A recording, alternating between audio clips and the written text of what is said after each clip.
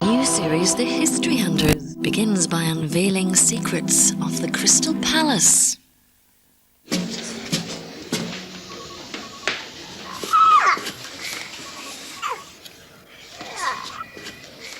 History Hunters is sponsored by Egg for Sally Pickard.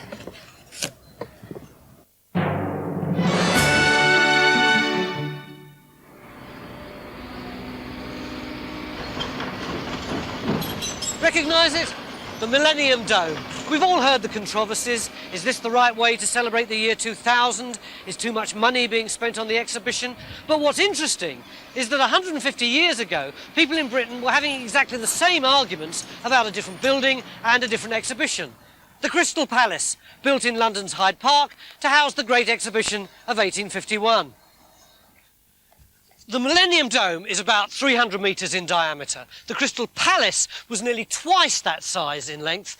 It was huge. And when the exhibition finished, it was all taken down and rebuilt here in what we now call Crystal Palace in South London. And there it stood for 80 years, and it burnt down. Flames wrapped the glass and steel building from end to end in their terrifying career of destruction as they wrecked the ancient scene of countless exhibitions. This is all that was left of the Exhibition Palace, whose name and fame were known throughout the world. As you can see, there's not much of it left, but we've got 3 teams of people who want to find out as much about it as they can. They've got just 2 days to investigate one of the great achievements of the Victorian age, the Crystal Palace.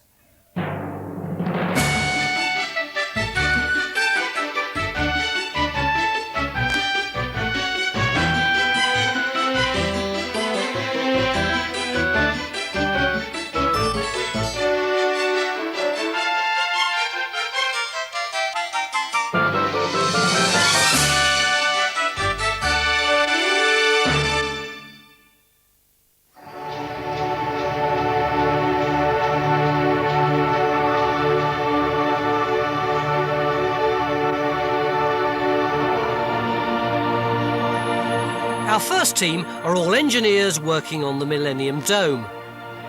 Tania Ross is project manager.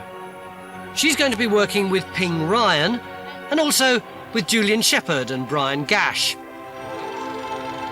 What they want to know is how the Victorians pulled off such a huge achievement as the Crystal Palace in such a short space of time and in the face of enormous engineering challenges. And all of it for an exhibition lasting only 6 months. Like the dome itself, the Crystal Palace was always designed to be temporary. Hyde Park being such a green field, how did they manage to put that building there and provide all the toilet facilities and all the washing facilities and then walk away from it, leaving it everything into a green field again? So we'll be on a loo hunt as far as you're concerned. Possibly. Down on the Dinosaur Island in Crystal Palace Park are the Sydenham team. Brian Dan, Sue Nagel, Keith Winkle and Ian Bevan. They're all local Crystal Palace enthusiasts and they're really keen to find out why this huge building moved from Hyde Park to their neck of the woods. And what on earth was it used for during the 82 years it survived in South London? Brian, do you remember coming here when you were a kid? Oh yes, I loved the circuses. But the palace itself was very dusty and down at heel, I remember. Presumably, this little creature here is one of the famous Crystal Palace dinosaurs. It is indeed. It was built by Waterhouse Hawkins in 1853, when the palace was brought here. Originally, the dinosaurs breathed fire, which just happens to be one of Keith's party tricks too. Let's have a go. Right, come on, Keith. Hey there, Keith. Are you ready?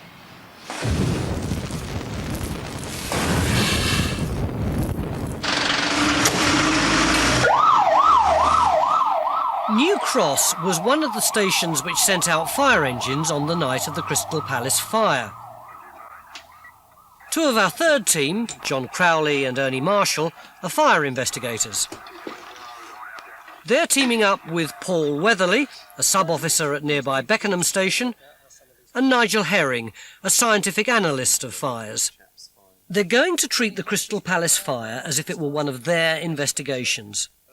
But it's more difficult dealing with a fire that happened 60 years ago. Yes, it is actually, because obviously you can't get your hands dirty, you can't go and examine the scene as it was the day after the fire. Everything we do, we have to do through photographs or news reports or eyewitness accounts, and that can be tricky. The Great Exhibition opened at the Crystal Palace in Hyde Park in May 1851 and closed the following October. During those 6 months, it established itself as an event of national importance.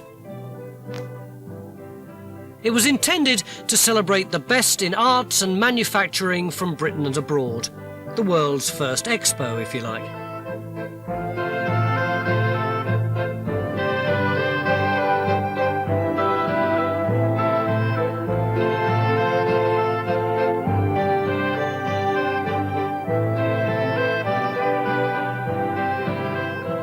People flocked to it from all over the country, and that popularity continued when it moved to Sydenham.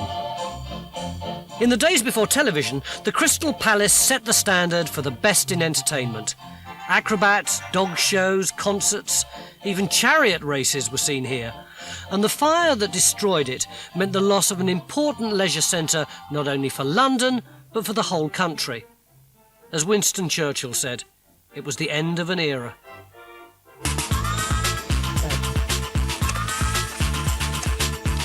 Hello. The general manager stated that... First on your left-hand side. Thank you. Thank you. Right, that chap's just gone. In more buoyant mood, we're going.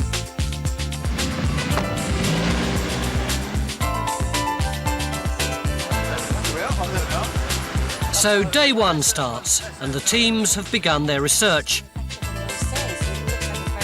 Along the way, they'll be guided by the experts we've called in to help. Presumably, Joseph Paxton is pretty important to our story. I asked historian Dr. Carl Chin about Joseph Paxton, the designer of the Crystal Palace. But Paxton was not just the designer, he was the driving force. And when there was a problem, Paxton was the guy that tried to solve it. So what sort of bloke was he? When we talk today about self-made men, it's often an exaggerated phrase, but Paxton was literally that. He was self-made. He started off life as a gardener's boy. And then about the age of 23, he was spotted by the Duke of Devonshire, who fancied taking Paxton up to his grand house in Derbyshire at Chatsworth to be a gardener. And that's where he starts to become involved, not just in gardening, but in designing iron and glass conservatories. And Paxton really got kicked off from there because he started to mix with some of the great figures of Victorian England through his railway directorships, and also he became an MP.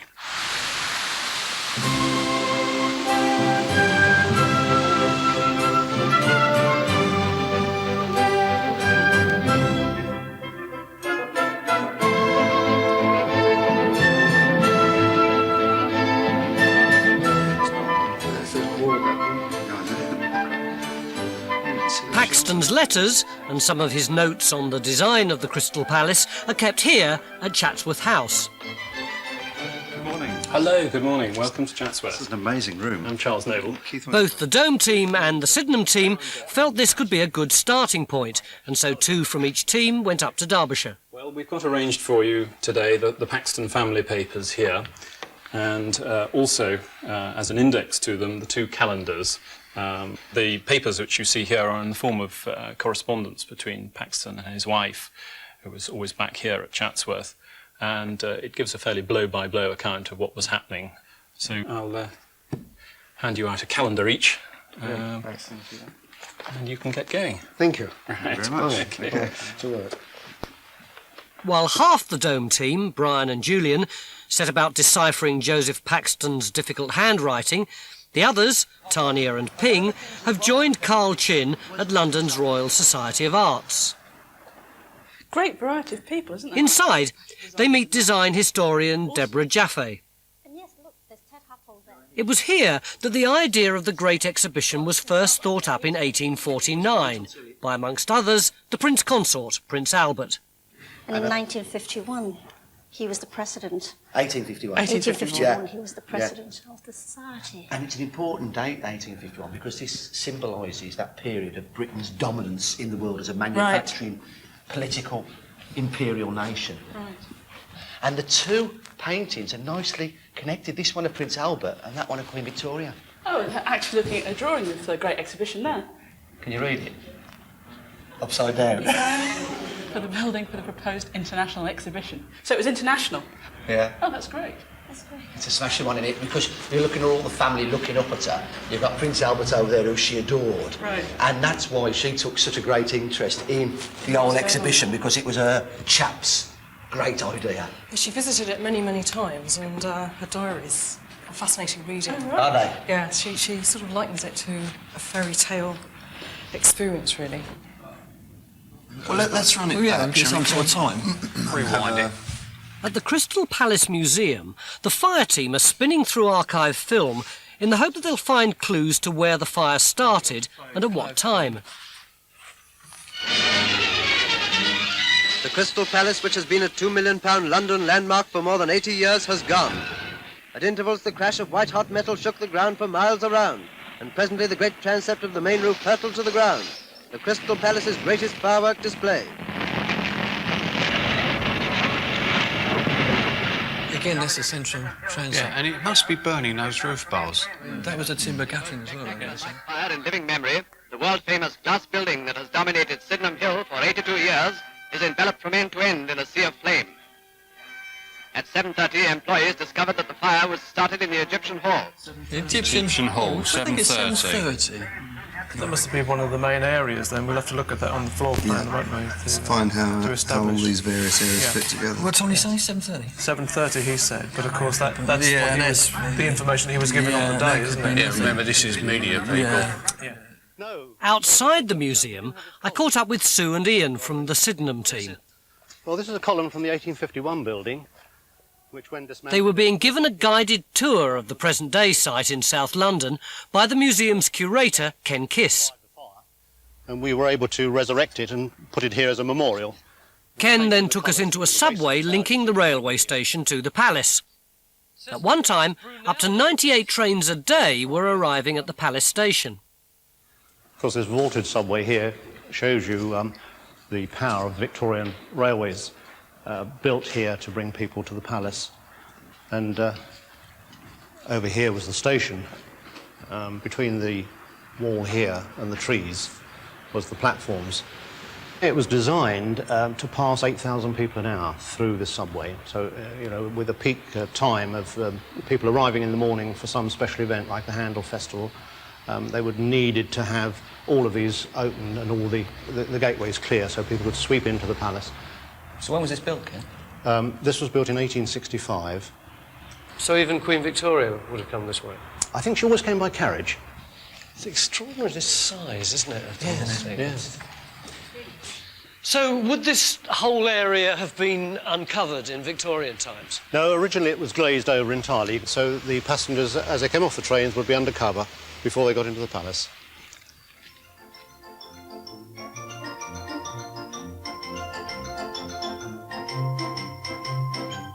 Well, this is the last remaining statue of the 26th that adorned the upper terrace here. And we're just coming... We've got the statues and, what, these balustrades? Are these Yes, original? that's a part of the original works here, and the grand staircase that came out from the centre of the building down here into the Italian terrace. This is down here, Indeed. and that's the Italian terrace there. down there. Now, a lot of people think that that was actually the original site, don't they? Yes, it often confuses people, but the site was behind us here on the hill. This is here? That's right, just behind the trees the palace started. Yeah.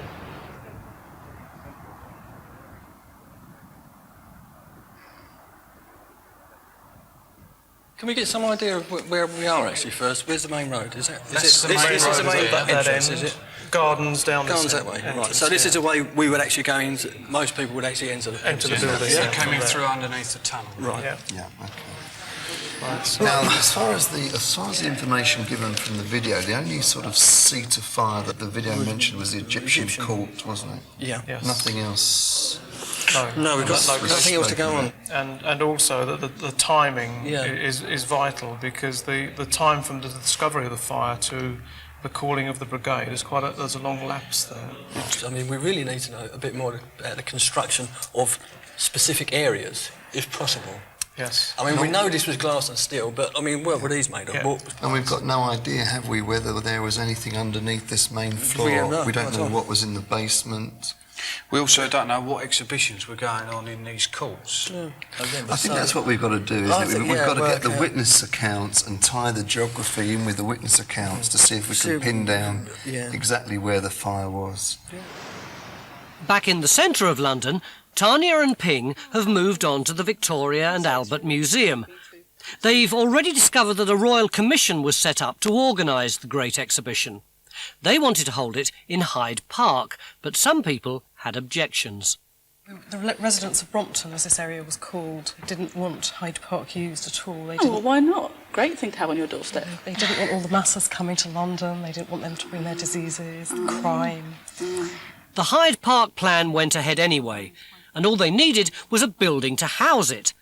Early in 1850, they ran a competition for the best design and received 233 submissions from around the world.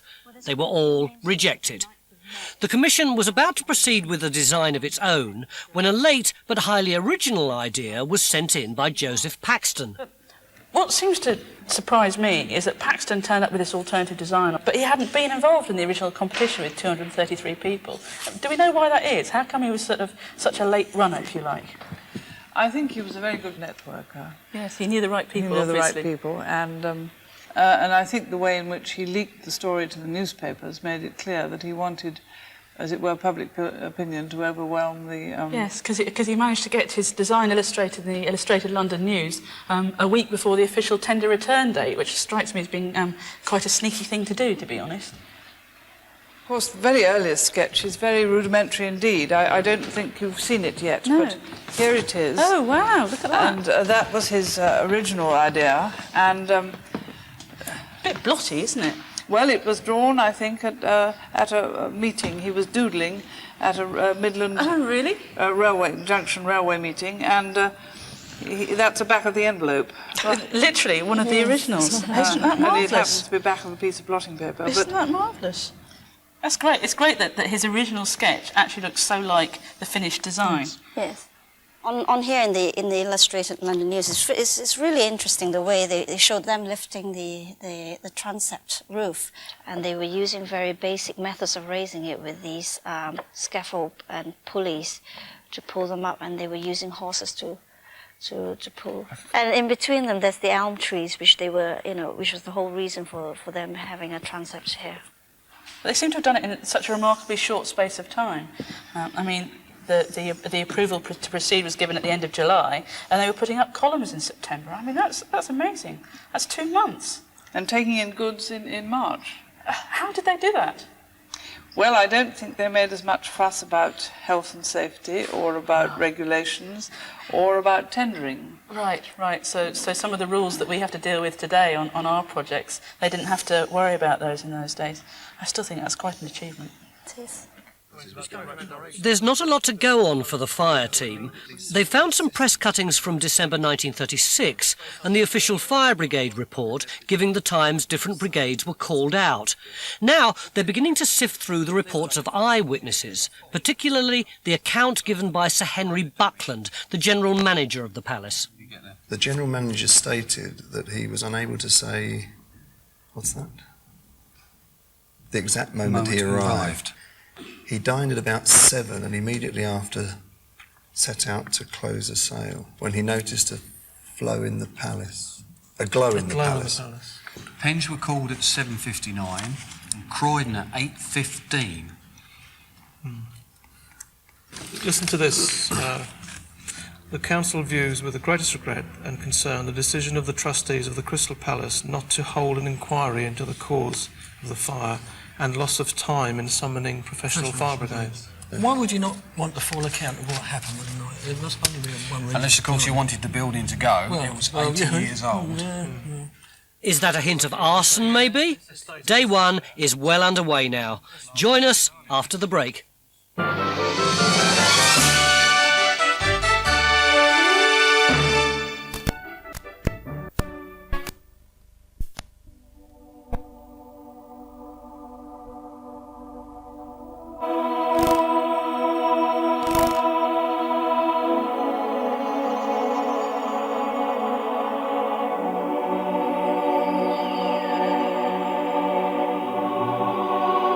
Joseph Paxton's design for the Crystal Palace owes a great deal to the conservatories he built at Chatsworth in the 1840s.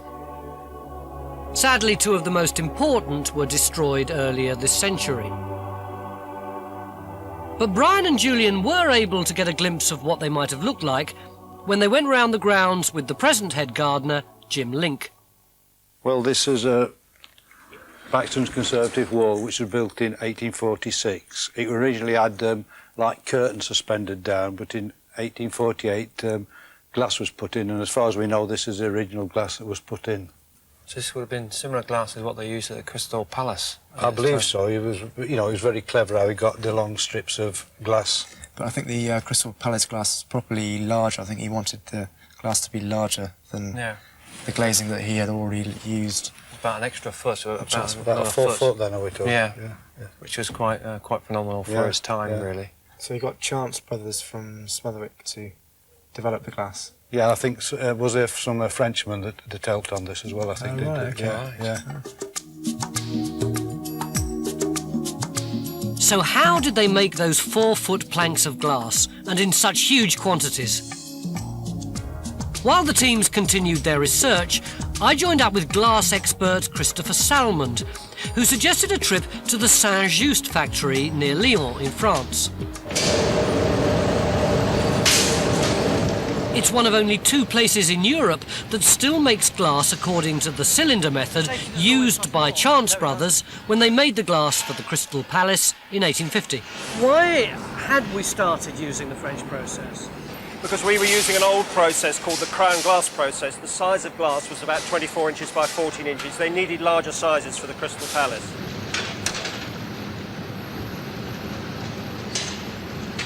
It's strangely reassuring to know that this kind of skill still exists. Now the clever part is to take that balloon and to swing it in this trench here, and as it swings it elongates.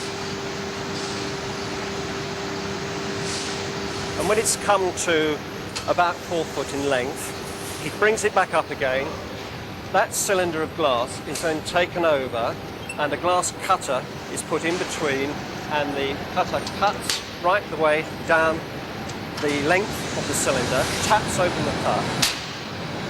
It's then put back into an oven with the cut on top, and as it heats up, then the crack opens and the glass starts to open out. It's incredible to think that this unmechanised process produced 250,000 panes of glass for the Crystal Palace. Not without French help, though. The glass had to be made in 10 weeks, so Chance Brothers hired 30 extra blowers from France and paid them £18 a month, 3 times the average wage of the workers in Hyde Park. The glazing was constructed by using some sort of fabricated frame on rails. On wheels, he came up with the answer himself. Fitted inside the gutters and slid backwards. So the workmen would sit on top of the frame, which slides back, and as it slides back, they would put the glazing panels in with the putty. Some other guy would be there painting, and so the structure would move backwards. And then do you think there was any sort of prefabrication before site for the different panels and units, or what about the steel, the girders and things like that? The cast iron. I mean, the whole structure was prefabricated. Supposing that's his house. So he's looking through the building. The fire team have decided to ask Ken Kiss to clarify how Henry Buckland could have seen a glow in the palace when he was some distance away from the building. He's suggesting that the fire occurred behind some ladies' changing rooms, stroke toilet. Now, what we don't understand is how you could look from a property over here through the whole of the palace into a closed environment. Well, yes, it's like everything with the palace. At floor level in the building, many of the rooms were divided with matchwood partitioning, so you couldn't see at that level. Right. But of course, if the glow by that time had risen above the first floor level, the glass above would reflect fire. Sure. So once you're above that first 20 feet, and you can see a glow quite clearly from a number of positions because you've got no solid partitioning once you're above that. Okay. What was the floor? Was that timber? That was timber. Just timber decking? Timber decking. On the main floor level, there were gaps in the floor. You had yes. gaps in the floor, which were originally to assist in the central heating of the building. Some of the reports suggest that dust, rubbish, whatever, could be swept down through the gaps. I think that's quite likely, but Was there a programme maintenance to clean it then? I don't think so. No, I don't think so.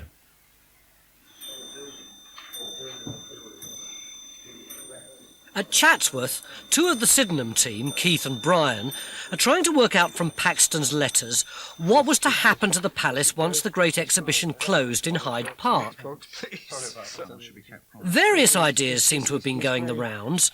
Paxton wanted it to be a winter garden in Hyde Park. Someone said it should be a sanatorium. But the team found a letter showing that Paxton had an alternative plan to set up a company for the palace and rebuild it somewhere else.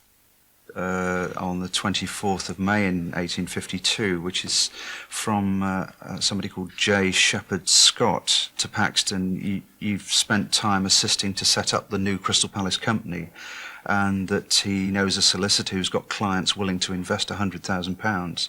These are men of influence in the city. They've universally concluded that no company's got a better or more secure basis to go on. So this is a real goer here. They intend to put an Act of Parliament together quite quickly and to raise the capital. So on one hand, he was trying to campaign publicly to keep it in Hyde Park, but behind the scenes, he was doing some deals and talking to financiers, to other people to raise the money to get a maintenance contract to move it elsewhere. Yes. Paxton supported a scheme to buy Penge Place, a country estate in Sydenham, and to run a branch line out there from the London, Brighton and South Coast Railway. You have, like, Leo Schuster, who sort of owned what was then Penge Place. Right. He owned the land. And he was the director of the railway company. And he was director of the railway company. And it was suggested to him that this would be quite a good idea to put it here.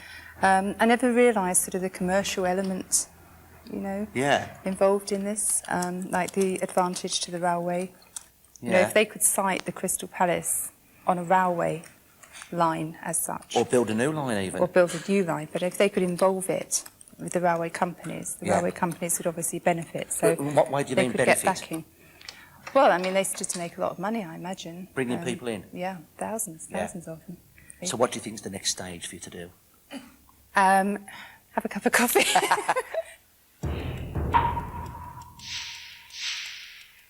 On the night of the fire, November the 30th, 1936, Buckland was accompanied to the palace by one of his daughters. Oh, hello. Is that Mrs. King? Yes. Oh, hello. The fire team discover that Crystal Buckland, now Mrs. King, is still alive. When you and your father came to the building that night, how did you actually go in? Through the main entrance. Through the centre entrance. Right. And where did you go to once you actually got into the building? Did you go into his offices? He was going down to his office to see what was happening, because it was obvious that's where all the smoke was. Right. So there was that smoke in the building at that time? Yeah. You could see smoke? Yeah. Or you could just smell it, or...? No, you could see it, because as we came up the parade, you could see his office was on fire. His office was on fire? Yes. That's when Father noticed... The glow and the smoke. It was smoke. I don't remember any glow. It was smoke. It was just smoke, was it? Yes. Just like a bonfire? Yes. Right. Was there a boiler in the vicinity of those offices which was used just for heating that area? Well, in Father's office was one of these slow-burning stoves. And would that have been a light on a 24-hour basis, or was it just a light when he was present in the office? Honestly, I really don't know. I think it was only a light when he was there. But, I mean, in the daytime, that is, because... Right. But of course it would have burned on during the course of the evening until it put itself out, would it? Yes. Have you any idea personally how the fire might have started? How do you think it might have started? I honestly, I really don't know. And Father never had any theories about it. Okay then, Mrs. King. I'm very grateful to you for spending some time with us. Well, not at all. And Sorry, I can't be more helpful. well, no, you've been quite a help actually. But it's a long time ago, isn't it? Yes, it is. Many years ago indeed. But thank you for your time. Not at all. Thank you. Bye. Bye bye.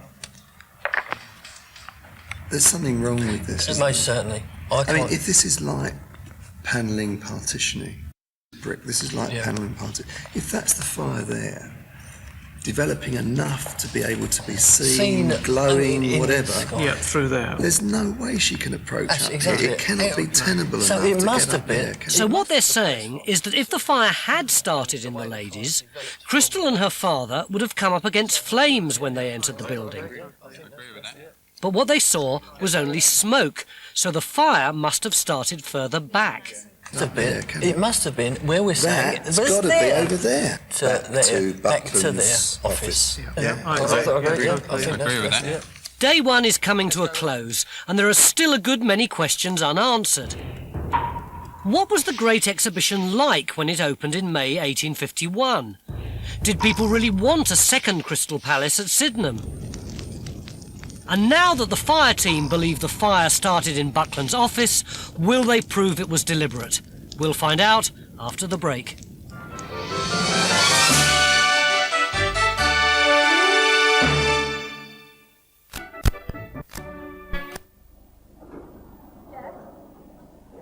Day two.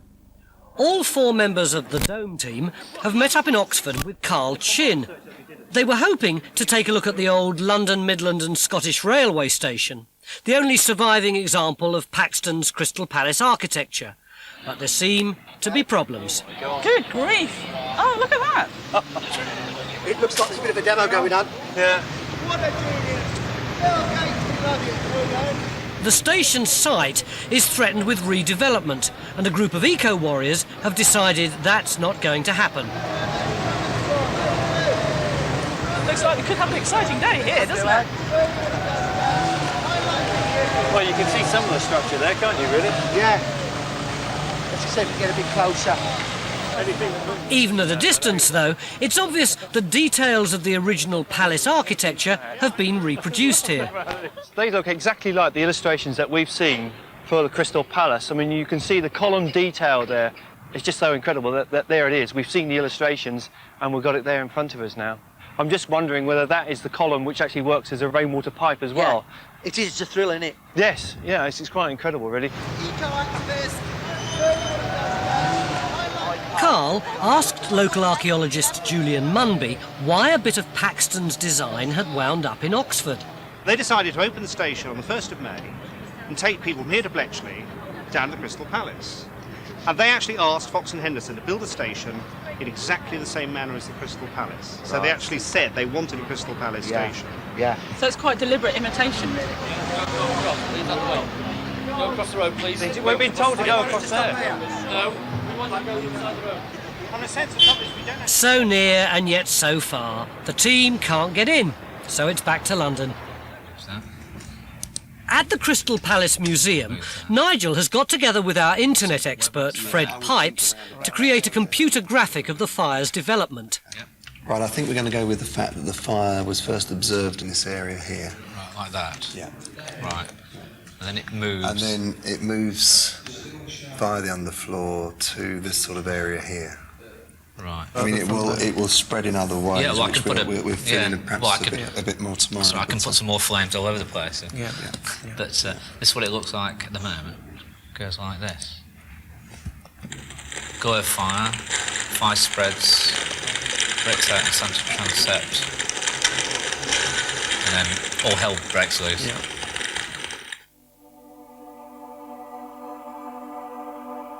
When the Crystal Palace was rebuilt at Sydenham, it took nearly 2 years and twice as many labourers as the Hyde Park building. Paxton's plan was ambitious. He raised the height of the palace and added new wings and transepts. What did you find out? We were poring over these Back from Chatsworth, Brian and Keith are telling me about the attacks on Paxton by shareholders angry that the rebuilding had cost £1.3 million before the doors opened in June 1854. And the effort to keep costs down had meant there had been accidents. And was it successful? Well, no, because they run out of money. In the end, they were suffering accidents, all sorts of accidents, because of poor management, because they hadn't got the funds. What sort of things? Well, there was an accident with 12 labourers. The scaffolding was affected. Also, about a week later, about 3 weeks later, there was another minor disaster, but nobody got injured. But that was all hushed up. But I mean, 12 men dead, because they didn't have enough money to manage the site properly. But in fairness to Paxton, he was devastated by that, and he was really... Well, I'm very pleased to hear it. The income was dropping every year from 1928 right up to 1936. And they made virtually nothing in 36. Yeah, their expenditure was outstripping their income. Okay. We're beginning to get reports from other people saying the palace was dilapidated. It was in a poor state of repair and needs plenty of money spent on it to bring it back into any sort of state at all. Couldn't afford to heat it, run the boilers in November. Yep. So people weren't going.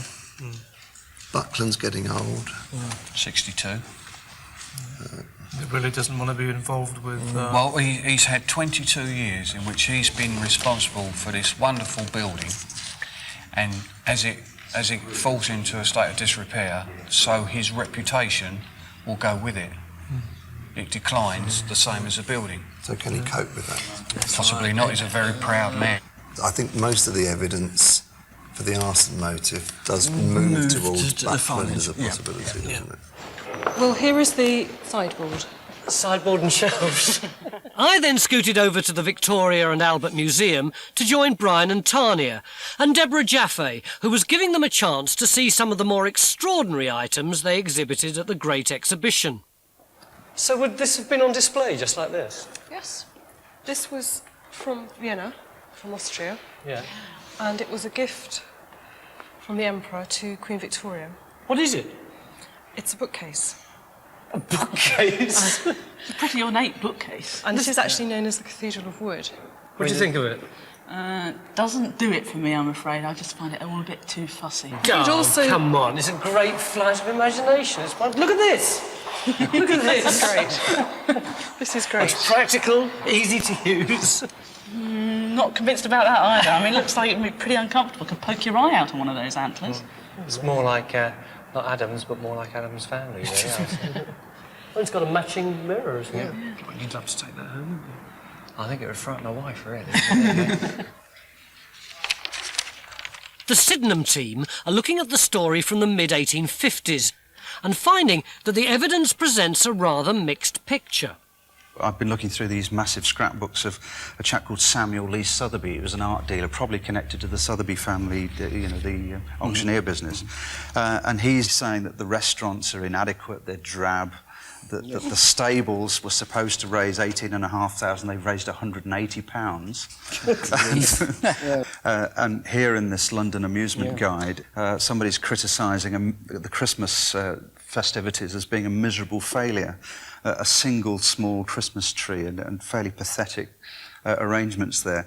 And they're summarising and saying that desperately the shareholders of the Crystal Palace Company ought to be looking for a manager, and that's desperately And yet, needed. in terms of the number of visitors they were getting in, they were actually doing quite well. I mean, you mentioned, Brian, about, 1 million visitors anticipated. Yes. They were actually getting something like 2 million visitors a year, Really? even in the 1870s. Yeah. And the revenue, although the revenue was staying much the same. So they were coming up with new ideas to get people in the doors, but they still weren't making extra profit. So overall, on activities and so on, the Crystal Palace Company was breaking even and making a small profit, but they'd got so much to pay off with the purchase of the land and so on before. Yeah. And then by the 1890s, looking at the later accounts, the expenses had gone through the roof. They're obviously having enormous problems trying to maintain the building, maintain the estate. So the amount they could use to pay off the debt was reducing year by year. For the fire team, it's come down to two possibilities: arson or an accident with Buckland's office stove. They drive up to the fire laboratory at Cardington near Milton Keynes to try out their theories in two controlled experiments.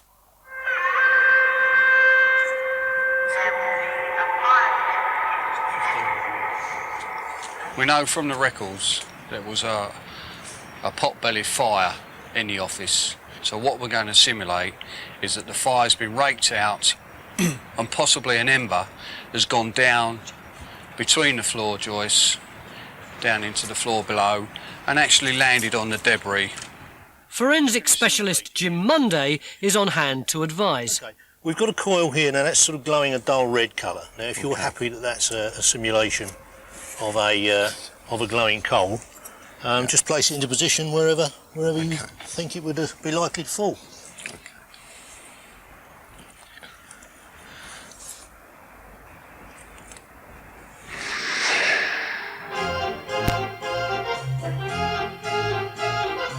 Sue's discovering that the palace made every effort to devise bigger and better ways to attract the public.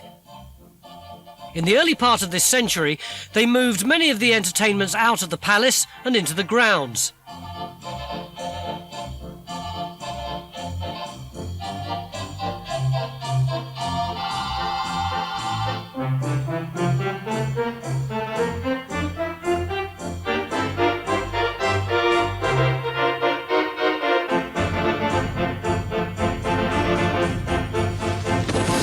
Brock's firework displays, with their living tableau and portraits in the sky, were spectacular and drew crowds of up to 20,000 people every Thursday night throughout the summer. Here in 1912, they created very accurate images of King George V and Queen Mary. How long have we been burning? About 20 minutes now. It's about 15 to 20 minutes. 15 to 20 minutes, so 6:15. We're now 6:30, 6:35. Now the joists travel that way, so the fire could travel in between the joists, underneath the floor, underneath the ladies' toilets, and break out into the main area.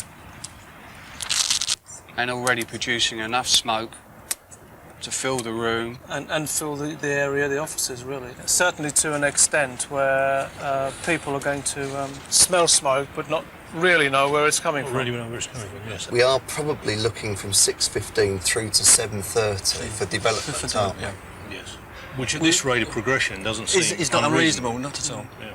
I think the point's been proved. It's a feasible mechanism. Yes, absolutely.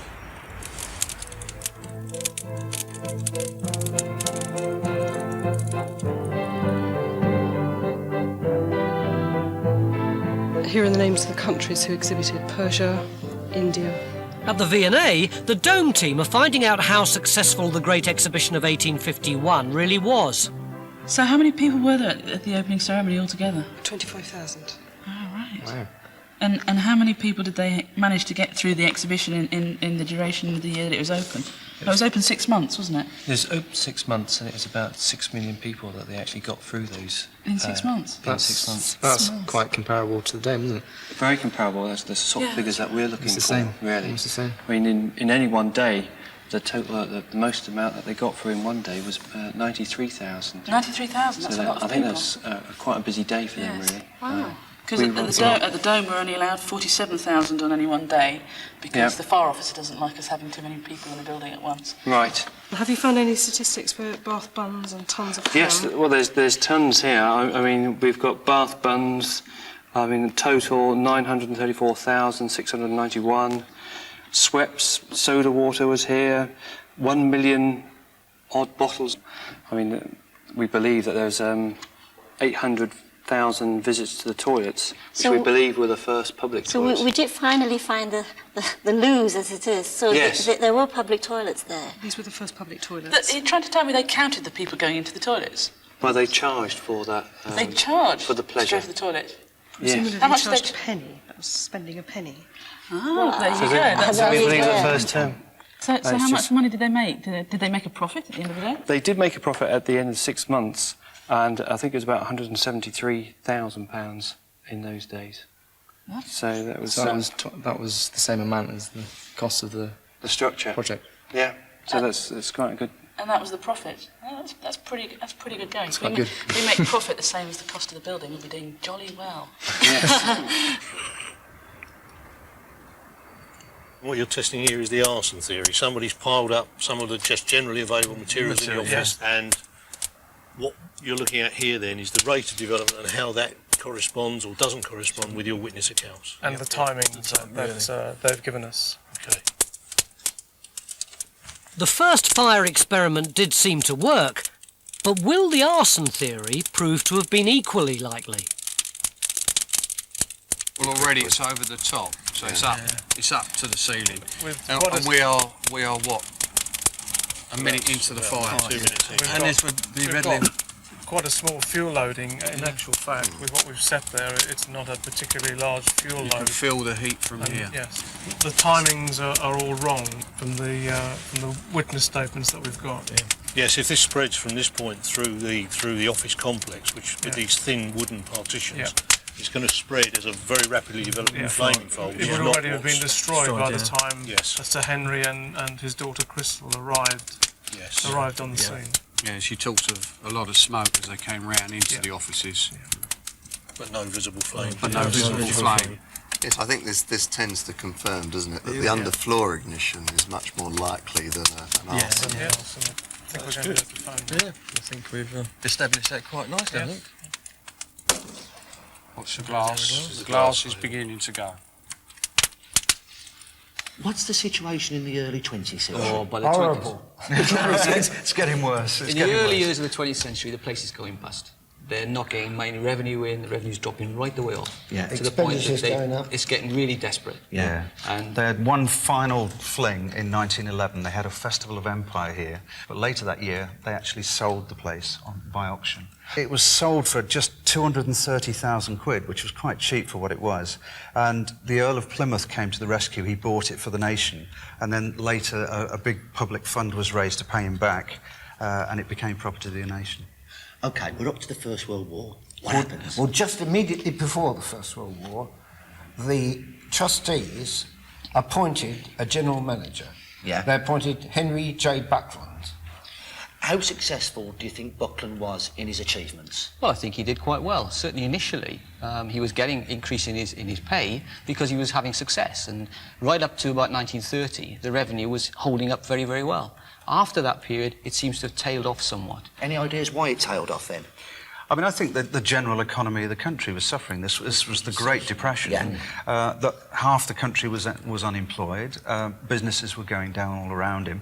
People weren't spending so much on entertainment. But I think he was a genuine guy who tried his best. He just repainted the building. He was bringing in new ventures. He was putting on lots of interesting things. Some people malign him and say that it was his fault and he sort of torched the building or whatever. But I just can't imagine that, because the guy seemed to be so wrapped up in making this place a success. Well, you've really talked to this guy. Have you got a quest now to Well, rehabilitate him? I think this is a rumour put about by grocers who habitually set fire to their shops. Now be careful of that.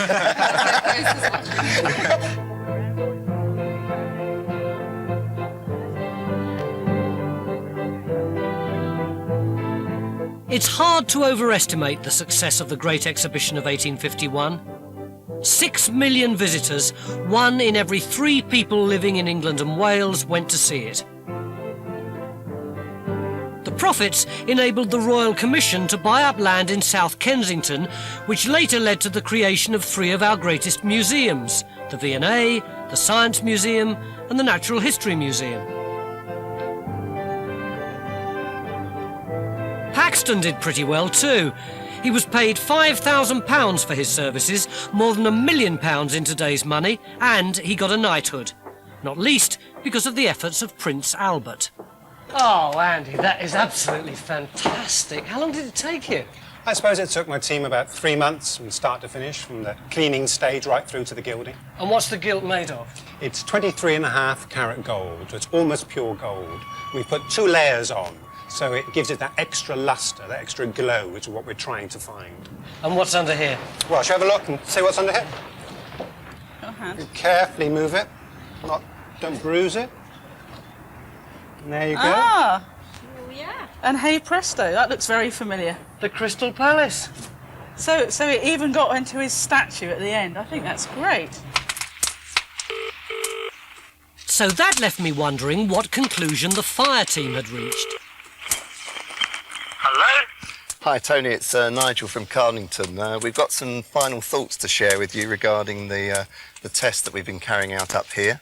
Yes, fire away. I think we feel that probably the most likely scenario is a coal or some item falling through the floor and igniting debris underneath the flooring.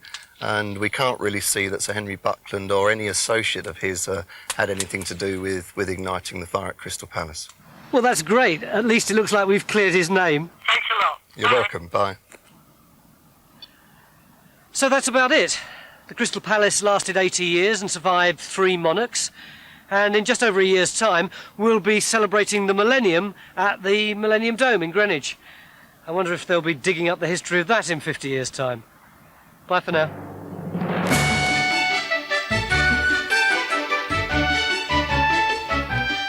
And you can join the History Hunters for some illuminating detective work in Blackpool next Saturday at On 4.